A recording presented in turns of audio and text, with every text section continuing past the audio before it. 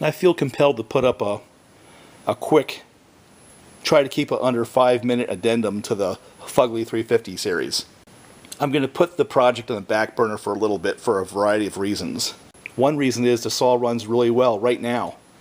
And I have a need for that saw right now because I have to take down another 25-30 trees. And running as good as it is, I guess there's a point of diminishing returns.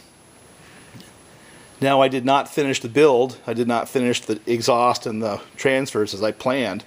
Combination of running out of time and a little bit of patience, I'm afraid this saw has to go to work as is. And I got to tell you, it runs good. It's fun to run this saw. So that's not so much of a liability as you might think. I will get back to it. It will eventually get the black ignition. And at some point in time, I'll go back and finish the exhaust and transfers as I had planned and mapped out when I started this project. I spent a lot more time debugging those transfer ports where they enter the combustion chamber than I planned. And that time that I spent there was what I had planned to do the exhaust and the other changes to the cylinder. So I guess one of the lessons here is I would have been time ahead if I'd started out with an OEM cylinder. Actually, quite a bit of time ahead. I guess the first recommendation from this project is if you're going to go that route or play that game, start with an OEM cylinder. Second thing is, Farmer Jones' build right there is a fun saw too, and it's a hell of a lot easier to get to. That one was built with a flat top piston, black ignition system, the unlimited ignition system, the 5/8 tube muffler mod, and the cylinder was assembled with no base gasket using a 3-bond 1194 for the base gasket. It's a little bit of a compression pump. Farmer Jones' build runs strong. It's a good running little 50cc saw. This is a match of it, and that's a victory in of itself, because if you look at that aftermarket cylinder before I even hacked at it, it's clear now in hindsight that it didn't have a prayer. I'm going to try to fold in a little bit of video.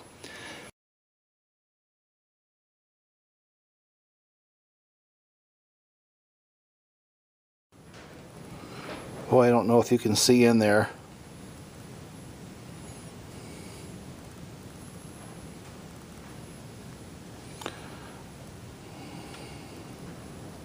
But basically, I'm going to take some material from there on both sides. And probably going to take some material right out of there too. We'll see. One thing I might do is, on the intake side, is take that transfer port and work it back a little bit more. It doesn't go back as far on both sides, and it doesn't go back far. It doesn't go back as far as the stock one.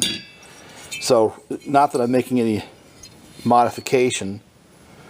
I'm just going to make it go and replicate what the stock one does, both in size and where it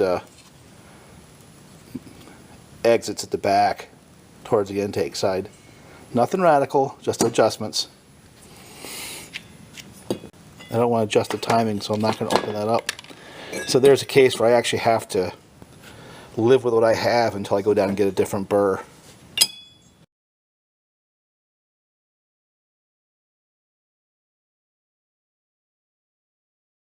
There's a couple of other little details I want to add.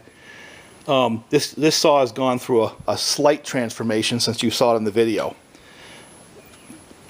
When you saw it, I had a kind of a jury-rigged part here. The tube was broken off, and what I had done was drilled it out and epoxied in a little brass tube. I'm not sure I got strong pulse because I think I was getting a little bit of epoxy in that tube. So to take that variable out of the equation, I replaced it with a new one. And while I did that work, I took out that 357 carburetor and replaced it with a stock one.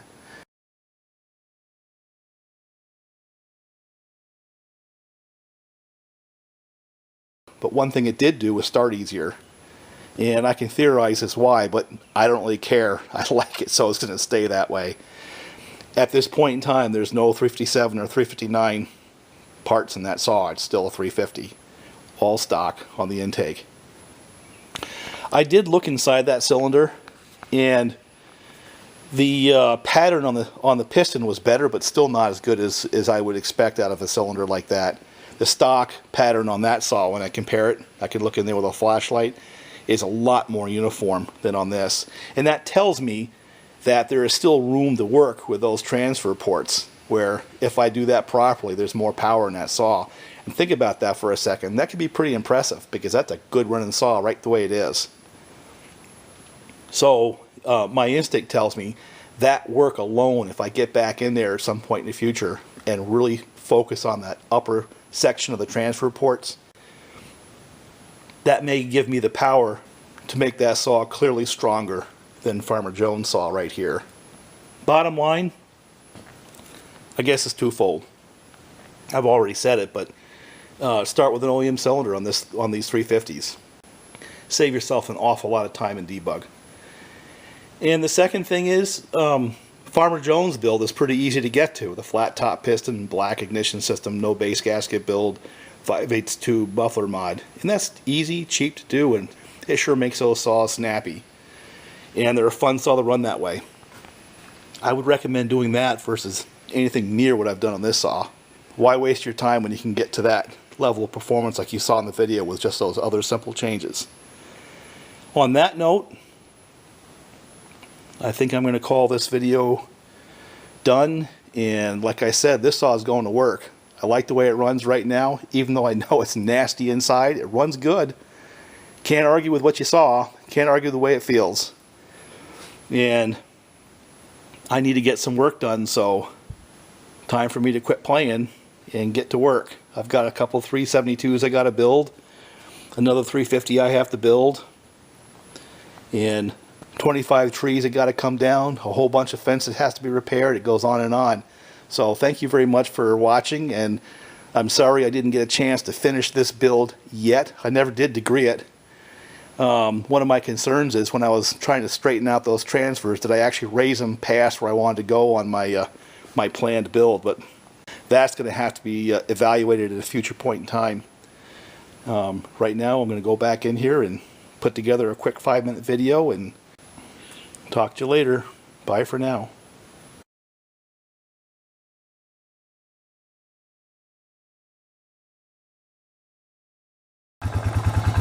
Well, we gotta go check for baby cows and for fence problems.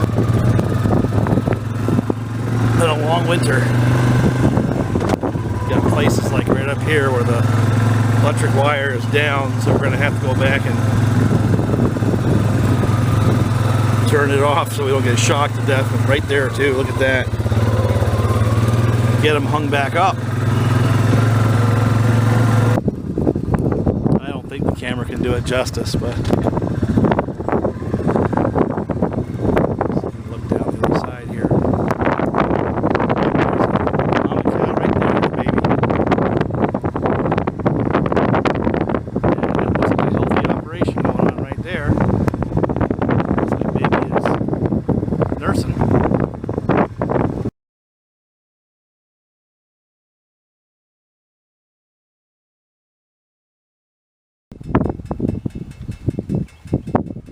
Well, there's the first one for the season.